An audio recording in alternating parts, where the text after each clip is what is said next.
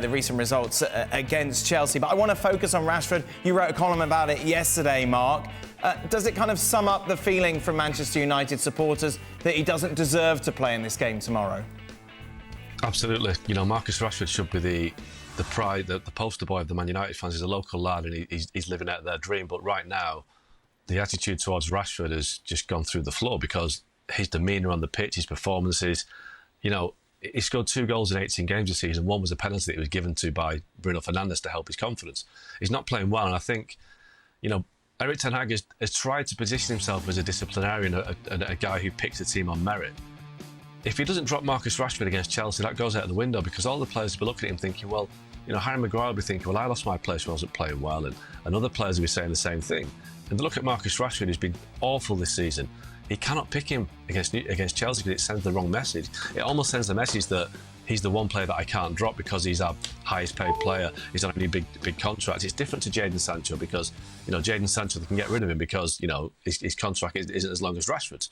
They gave Rashford a 5-year contract in the summer and he's been absolutely woeful since then and they're stuck with him. So, but Ten Hag has to drop him. He can't pick him on that form. He can't continue to reward him unless he says, well, we're trying to play him out of bad form.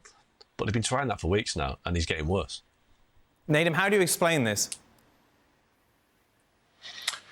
I really don't know, to be honest. I really don't know. I think the game against Newcastle, obviously everyone can see the fact that he wasn't tracking back away, wasn't offering that defensive side, but then he's looked a bit hollow as well in terms of going forward. And it's a very, very strange position that he's in. He's being selected week in, week out. And historically, you'd think with someone like Ten Hag, if someone's not doing it, they're going to get dropped. You know, we've seen most of the team be on the bench at some point, whether it's Maguire, you know, whether it's a McTominay, you know, even someone like Amrabat. So he does have the ability to do it. The reason why, I'm really, really not sure. I think he must see something in him. Ten Hag must see something in Rashford that knows that, you know, maybe there is more to come. There's something good there. But some of these performances aren't great. And I thought it was interesting as well, the fact that he didn't play against Galatasaray. And even though it was 3-3 and the mistakes were there from Onana, I thought attacking-wise, they probably should have won that game with the chances that they had. So he could have put out that same sort of team or a similar team to that and not had Rashford in it. But still, he's persisted. There has to be something there. But again, just a slight nuance. If there is, I don't think it's something that's based off playing on the right, because I think that's been where some of his worst football has been so far this season. So then, let's take a look at everyone's predictions, shall we?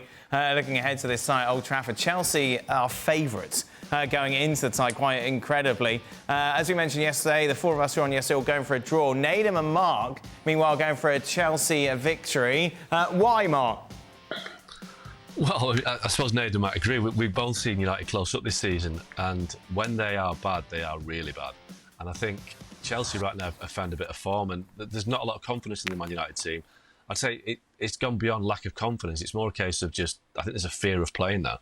And look, it could go 2 ways tomorrow night. They could sink again, or the crowd could really get behind them. Because I think Ten Hag has kind of had a bit of a bad weekend. I think the Rashford thing might galvanise the fans to have a go at the players to say, look, you really should be putting a show on for us. But I just think Chelsea are beginning to find some form when Man United aren't finding any form. So if United win, I don't know how they're going to do it. And this reminds me of the Newcastle game in the Carabao Cup, which me and Nedum were at, when they were so bad. And I think Chelsea could, if they score early, could win quite easily. And Nedum, obviously you agree.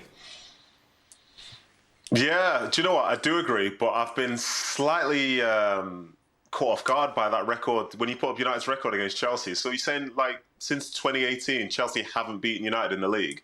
Not once. That felt like a big surprise to me. Not once. Okay, so I'm going to stick with it. Still Chelsea, because as I say, as Mark said, when we were at that game together, it was really, really bad. And I think if Chelsea played, sorry, go on. Mike is disappointed you didn't read his email. He said all the information was in there. Listen, tell Mike to not get involved in the show, please. But yeah, like I was saying, Chelsea could play in a really expansive way, and if they do, they'll get some goals. And if they get some goals, United will be under pressure. And as it looks like at the minute, if United are under pressure, it doesn't tend to go too well.